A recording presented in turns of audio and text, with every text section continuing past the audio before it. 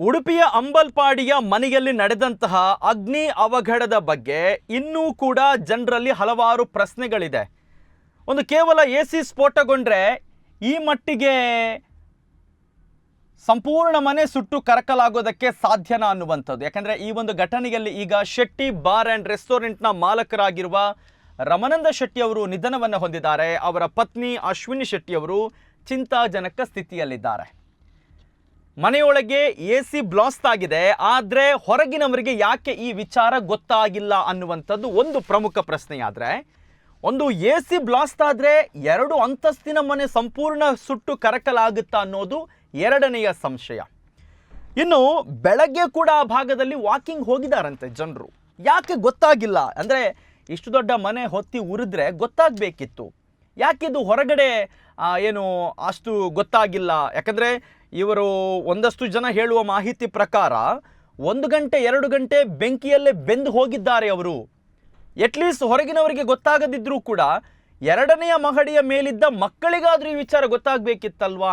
ಯಾಕಂದರೆ ನಮ್ಮ ಹತ್ರ ಈಗ ನಾವು ತುಂಬ ಘಟನೆಯಲ್ಲಿ ನೋಡಿದ್ದೇವೆ, ಮನೆಗೆ ಬೆಂಕಿ ಹೊತ್ಕೊಂಡದ್ದು ನೋಡಿದ್ದೇವೆ, ಅಥವಾ ಏನು ಸಿಕ್ಕಾಪಟ್ಟೆ ಮನೆ ಭಸ್ಮ ಆದದ್ದು ಕೂಡ ನಾವು ನೋಡಿದ್ದೇವೆ. ಆದರೆ ತುಂಬ ಪ್ರಕರಣದಲ್ಲಿ ಮನೆಯವರು ಹೊರಗೆ ಬಂದು ಸೇಫ್ ಆಗ್ತಾರೆ. ಆದರೆ ಈ ಪ್ರಕರಣದಲ್ಲಿ ಪಾಪ 2 ಜೀವಗಳಲ್ಲಿ ಸುಟ್ಟು ಕರಕಲಾಗಿದೆ. ಪತಿ ಈಗ ಏನು ಸಂಪೂರ್ಣ ಏನು ಚಿಂತಾಜನಕ ಸ್ಥಿತಿಯಲ್ಲಿ ಆಸ್ಪತ್ರೆಗೆ ಅವರನ್ನು ದಾಖಲು ಮಾಡಿರುವಂಥದ್ದು.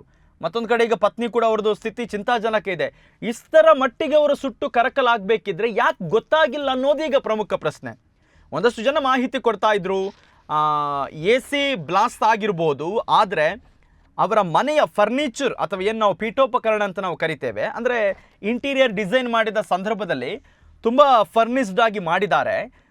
ಅದು ಒಂದು ಕಾರಣ ಇರ್ಬೋದು ಬೆಂಕಿ ಆ ನಮೂನೆ ಹೊತ್ತಿಕೊಳ್ಳೋದಕ್ಕೆ ಅಂತ ಒಂದಷ್ಟು ಮಾಹಿತಿಗಳು. ಮತ್ತು ಅವರು ಹೆಚ್ಚಾಗಿ ಪರ್ಫ್ಯೂಮ್ಗಳನ್ನು ಬಳಸ್ತಾ ಇದ್ದರು. ಅಂದರೆ ಏನು ಈಗ ಮೃತಪಟ್ಟಿರುವಂತಹ ರಮಾನಂದ ಶೆಟ್ಟಿ ಅವರು ಏನಿದ್ದಾರೆ, ಅವರಿಗೆ ಪರ್ಫ್ಯೂಮ್ ಅಂದರೆ ತುಂಬ ಇಷ್ಟ. ಹಾಗಾಗಿ ಅವರ ಮನೆಯಲ್ಲಿ ಬೇರೆ ಬೇರೆ ರೀತಿಯ ಪರ್ಫ್ಯೂಮ್ಗಳು, ಅಂದರೆ ಕಾಸ್ಟ್ಲಿ ಪರ್ಫ್ಯೂಮನ್ನು ಕೂಡ ತಂದಿಟ್ಟಿದ್ರು. ಎಲ್ಲೇ ಹೊರಗೆ ಹೋದರೂ ಕೂಡ ಅವರಿಗೆ ಒಂದು ಪರ್ಫ್ಯೂಮ್ ತಂದಿಡುವಂಥದ್ದು. ಅಂದರೆ ಒಂದು ದೊಡ್ಡ ರಾಶಿ ರೀತಿಯಲ್ಲೇ ಪರ್ಫ್ಯೂಮ್ಗಳು ಅವರ ಮನೆಯಲ್ಲಿ ಇತ್ತು. ಹಾಗಾಗಿ ಅದು ಕೂಡ ಒಂದು ಕಾರಣ ಆಗಿರ್ಬೋದು ಬೆಂಕಿ ವ್ಯಾಪಿಸಿಕೊಳ್ಳೋದಕ್ಕೆ ಅನ್ನುವಂತಹ ರೀತಿಯಲ್ಲೂ ಕೂಡ ಮಾತನಾಡ್ತಾ ಇದ್ದಾರೆ.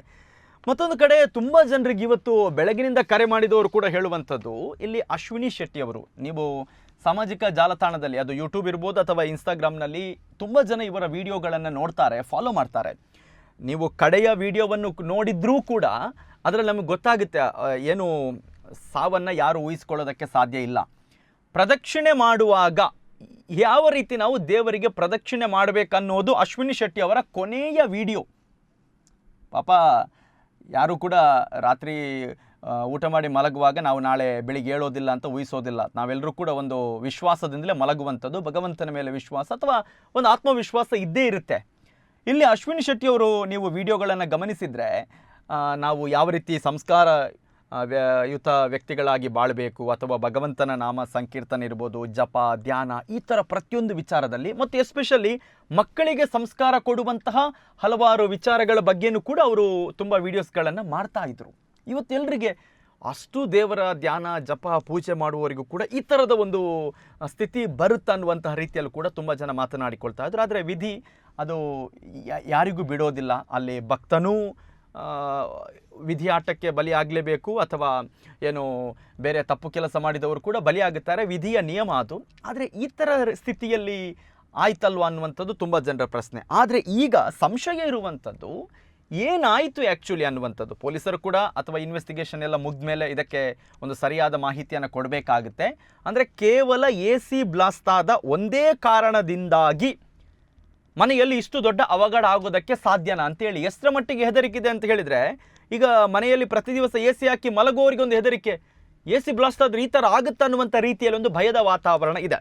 ಸೊ ಇವರ ಎಲ್ಲ ಇನ್ವೆಸ್ಟಿಗೇಷನ್ ಆದ ಬಳಿಕ ಈ ಭಯವನ್ನೂ ಕೂಡ ಹೋಗಲಾಡಿಸೋದರ ಜೊತೆಗೆ ನಿಜವಾದ ಕಾರಣಗಳು ಏನು, ಅಂದರೆ ಎಸಿ ಬ್ಲಾಸ್ಟ್ ಒಂದು ಕಾರಣದ ಜೊತೆಗೆ ಇನ್ನಿತರ ಕಾರಣಗಳು ಏನಾಯಿತು ಇಷ್ಟು ದೊಡ್ಡ ಮಟ್ಟದಲ್ಲಿ ಬೆಂಕಿ ವ್ಯಾಪಿಸಿಕೊಳ್ಳೋದಕ್ಕೆ ಅನ್ನೋದು ಕೂಡ ಏನು ಇನ್ವೆಸ್ಟಿಗೇಷನ್ ಬಳಿಕ ತಿಳಿದು ಬರಬೇಕಾಗಿದೆ.